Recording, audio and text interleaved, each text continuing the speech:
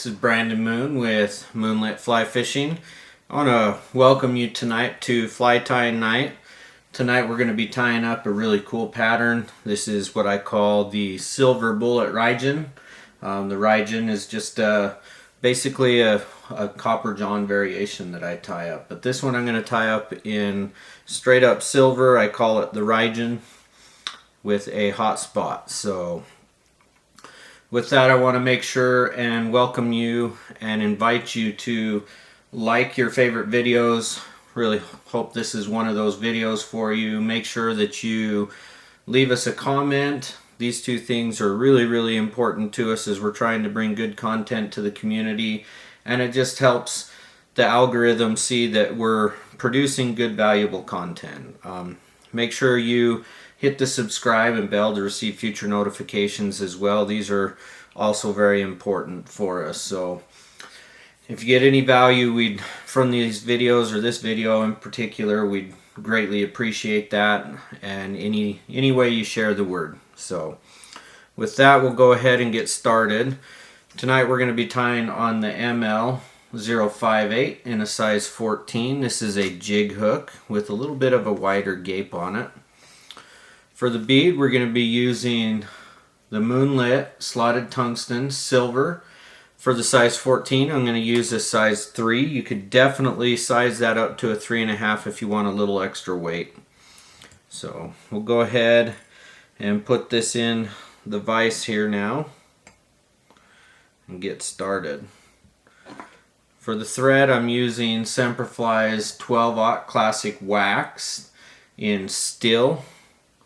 I like the 12/0. It gives me a nice even body, doesn't build up bulk. So we're just going to take and create a nice smooth underbody. The underbody on your fly is always the foundation to your fly, so it's always important to create good habits when you're creating that foundation. So we're going to use that tag end at a 45-degree angle, and we're going to create a nice smooth even underbody. Okay, now we've wrapped to the back bend of that hook.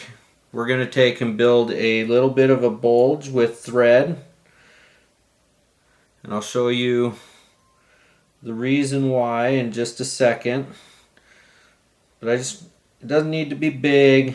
I just want a nice little bulge there right at that bend of that hook.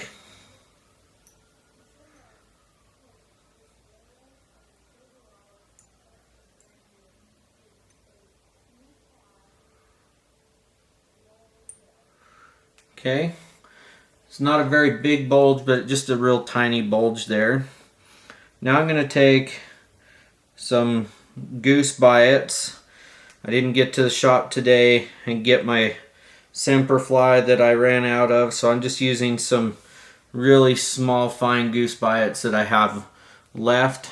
I'm going to measure this out. If I have the thicker ones, like the Semperfli's thicker, it's easy. I can do 2 of them at a time, but with these thin biots, I'm going to measure it out.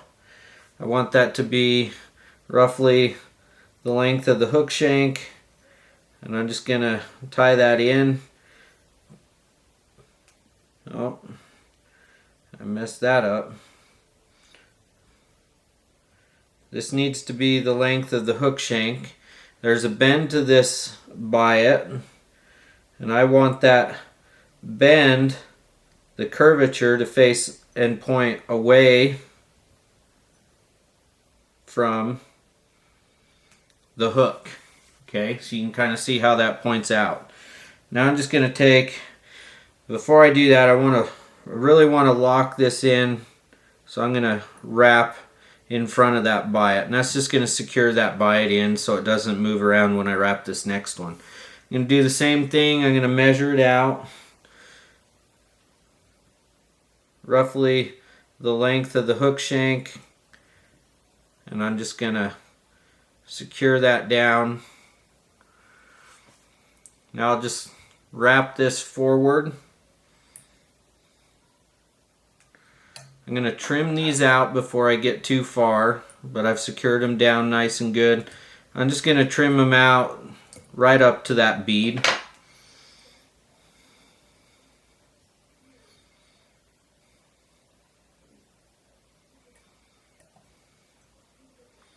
Okay, now I'm just going to wrap up to the bead. For my body on this, I'm going to use some Semperfli tying wire. And I've got my wire already prepped here. And I'm using the 0.2 millimeter in silver Semperfli tying wire. So I'm going to point and put that right up in that bead. I'm going to wrap that rearward roughly about a quarter or a bead's length behind.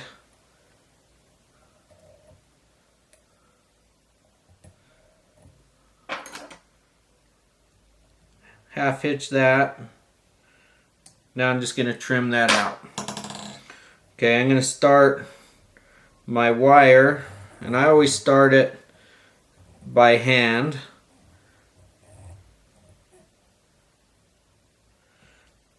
Two or three wraps, I'm going to push that wire up into the previous, and I'm going to do that every couple of wraps just to make sure I get a nice tight wire wrap.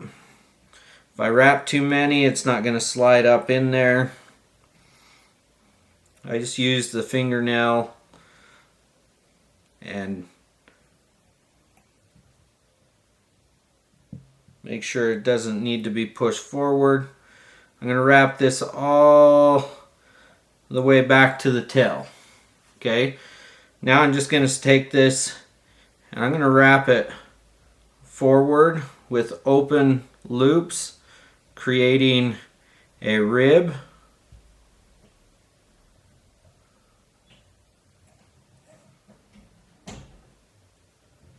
I'm going to wrap that up in there just over in where my thorax is. Then I'm going to helicopter that out. If you want, you're more than welcome to use scissors to do that, but if you do scissors, please make sure you don't use the scissors you tie your thread with. Okay. Now I'm going to take some vicuna dubbing. Okay, so vicuna dubbing here in the blue dun. This is in the new color combo here.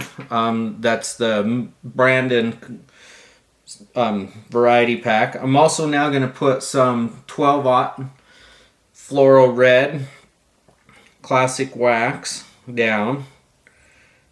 And this is going to be where I put my thorax and my legs. Okay, so I'm going to take some Wonder Wax. I'm just going to wax that thread up. I don't need very much, just a little bit. I'm going to take a really small pinch of dubbing and create a dubbing rope. I just twist that on. I just always twist it. All that goes the same direction and it'll twist on there nice and tight. Vicuna dubbing is really buggy. It's really great substitute for hare's ear. Use it an awful lot. So I don't want to crowd that up into my bead. I just want to create a nice little bulge there. You're going to see how I tie in my legs to this. Now where this is a jig, I'm tying this with the hook point up. When I tie my legs in, I'm going to take two more of these biots. Okay, again, curvature going away from the hook. I'm going to put this roughly about, not right on the side, not right on top, but roughly about 3/4. I'm going to pin that in there with my finger. Now I'm just going to cinch that down. 2 over the top, 1 in between. That's just going to lock that in so it doesn't want to move when I tie this other one in. I'm going to do the same thing. I want these biots to measure back just past the tail, the tie-in point. If I need to, I can adjust that just a little bit, secure that in just the same way. Now I'm just going to trim those posts out. You can see them kind of protruding out there. That's okay. Now we're just going to take a little more Wonder Wax and another small pinch of dubbing.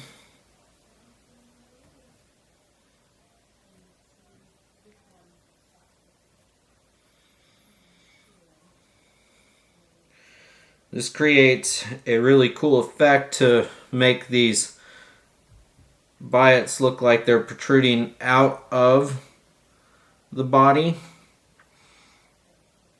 I've also got a nice bulge built up here to really push my hackle out.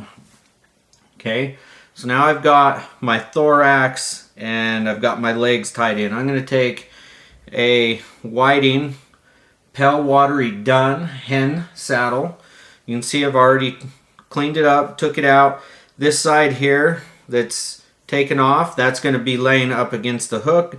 So I don't want that to have hackle fibers. That's going to create a nice cleaner wrap.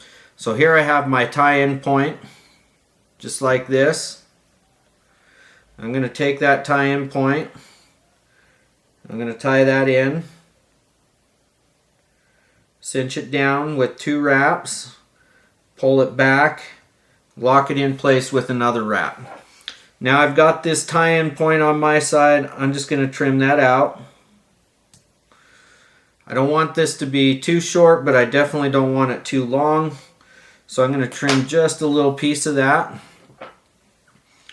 Alright, now I'm going to take and slide my bobbin rest over here. Just put my thread on there.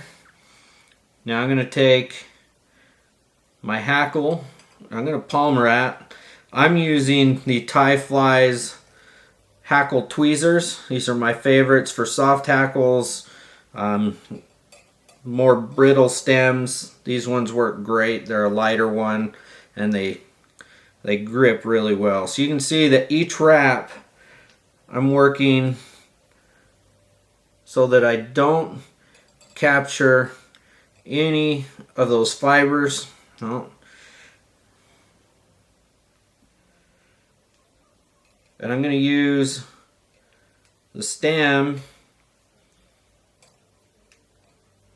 of this hackle to help palmer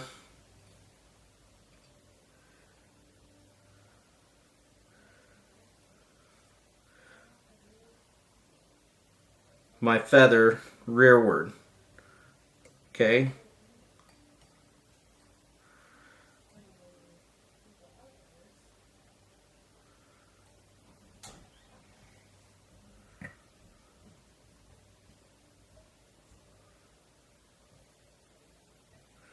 I'm just going to secure that in, pull that back. Now I'm just going to create a little collar here.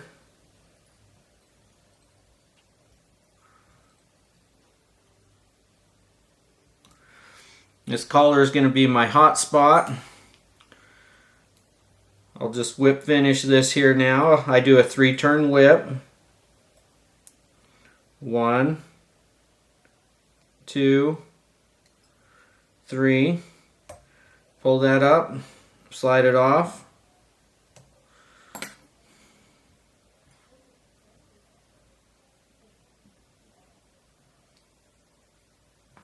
Okay, now I've got that done. I can take and trim that out. If I pull on it, sometimes I can break it off, sometimes I can't. If I can't, I'll go and trim that out with my scissors. It's nice if I don't have to trim it out with my scissors, but this time I did. Now I'm just going to take some thin hard Solares UV glue resin. I'm going to put that on here.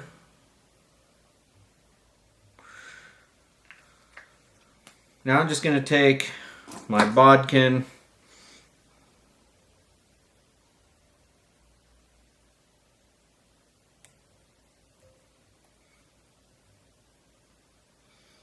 you can make sure I get that up into my feather, or not in my feather, but on my thread right in front of my feather and all over that bead. This is going to help protect my bead a little bit and secure that knot, just make this a little more durable fly. So now I'm just going to cure that up.